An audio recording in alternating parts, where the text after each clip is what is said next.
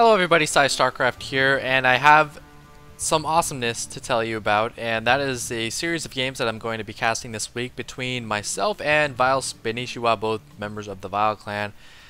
You can find Vile's website at vilegaming.com. We have lots of updates there, new people joining, events we're going to be hosting, things like that, and also we have a new player, Dodoro, D-D-O-R-O, a Protoss player, I believe. I remember he stomped me a while back in some tournament, in like one of the Reddit tournaments, like just 2-0'd me like crazy because I'm terrible and he's way better than me. But anyway, this game, you can see that Spanishiwa is not Zerg, and I did promise you guys a ZVZ between me and him. But in this little series we're playing, it's going to be a best of 7, and he will be Zerg at least once, I promise you that. So I hope you guys enjoy this. Spanish, while he's not the greatest with other races, he knows a ton of creative strategies.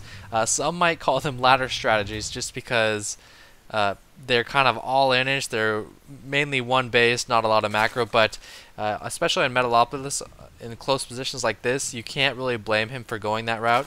And the thing is, Spanish is so good with Zerg that it makes him good against Zerg with other races. He knows how to respond to X.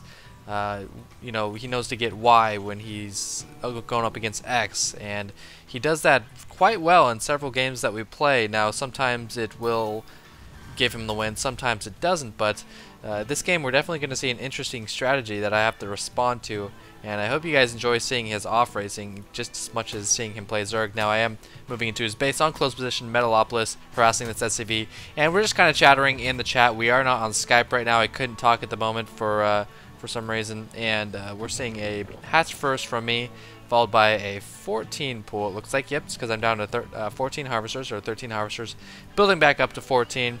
And meanwhile, Spanishiwa, I made sure to check this gas count.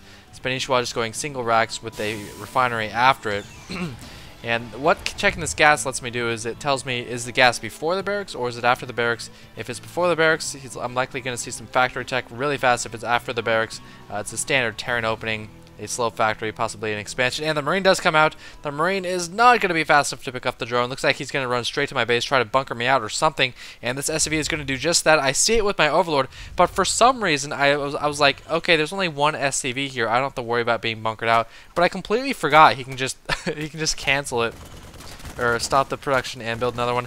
Now this bunker might go down. It looks like 3 drones attacking it at once. He's going to pick off 1 drone. No, down goes the bunker, killing a single drone though, trying to surround the Marine, and I do get a surround off on the Marine, but he does replace that bunker right away. He's still trying to rally Marines. The only problem is he's only on 1 racks and still only 1 gas, so he's investing a lot into this with only a single Marine of pressure. Trying to surround once again, not going to happen. His Marine does get away, and I try to flee that drone, but he picks it off once again.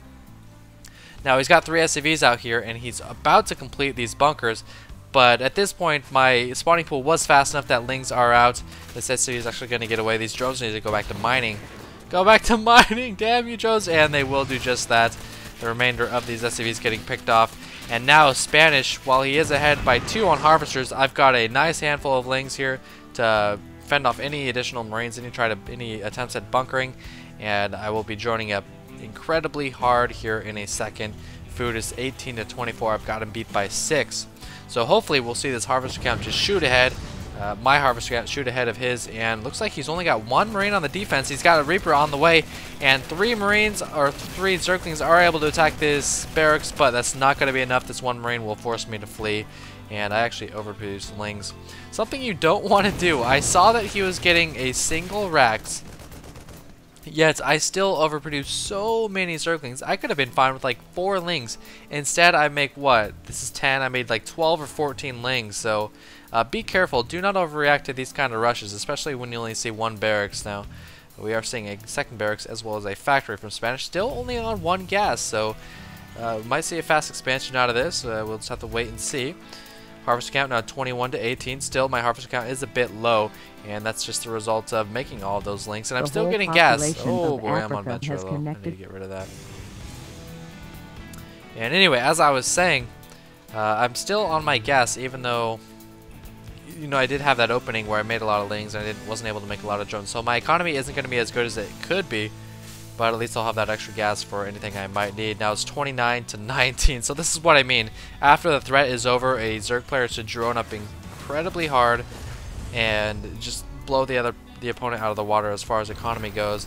And he's actually not getting an expansion, and this should set off some bells in my head. I should know that he's doing something. And if we look at this, he's getting a third tech lab on a third barracks. He's got 2 Reapers out, and he's got 2 factories without add-ons producing Hellions. This is actually a really weird build. It looks like it's going to be a Reaper Hellion. And because there's no expansion, and because he's got so much production going on right now, you can pretty much expect a Reaper Hellion attack to come sometime soon. Even getting the Nitro packs at Reaper speed. Gonna shoo my Zergling off the watchtower. There's my queen. My second queen finally up, and the reason she wasn't up sooner is because, as I mentioned earlier, I wanted to get my drones 500 excess minerals, only 32 gas. This is where I need my additional geyser to start mining. But that Reaper does go down, gets a little bit of scouting in. I was able to cancel the tumor and recreate it at a different location. But this attack is starting to look kind of vicious. He's got more Hellions, more Reapers, and Spanish saying TOP, I'm sorry. He kind of knows what's about to happen. I say, no problem, and now I see it. Reaper Hellion, Reapers with speed. They will just demolish this spine crawler so damn fast. 12 lings on the way. Well, that's not going to be enough. I wouldn't be prepared for almost any attack right now. Down goes the spine. I need to focus fire the Reapers because they're the ones that do all the damage to the spines. But no, it's not going to happen. Baneling Nest on the way, 14 Circlings on the way, and an extremely late Roach Warren that will do almost nothing by the time this attack, or by the time the roaches actually come out, and Spanish is just running into my base. And this is why close position sucks. You see the attack coming, and almost like instantly later, it's in your base. So he kills every single drone. It's now 23 to 23. I call him gay in a friendly sense, of course. Trying to make some Banelings, forced to cancel them. More lings coming out, and this queen is doing a great job of taking down these Reapers, of tanking the Reapers, but it doesn't look like that's going to be enough. 18 Zerglings on the way. Armor upgrade almost done. 2 more queens being produced, and this queen needs to run. No, she doesn't get away. Down goes a Hellion, but these Reapers and Hellions, oh my god, 21 kills on this Reaper. They are so damn good against Zerglings.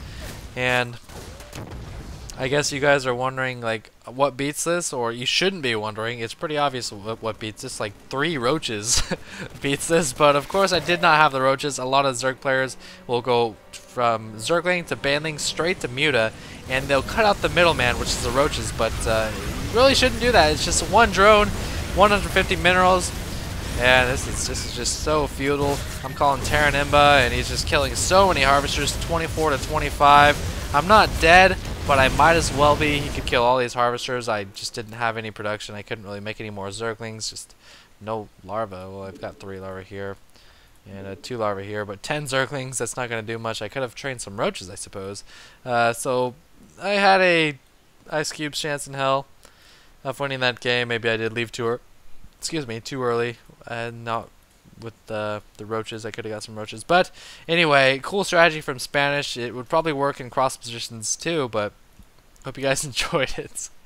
And that was game number 1. Spanishiwa is up 1-0. GG.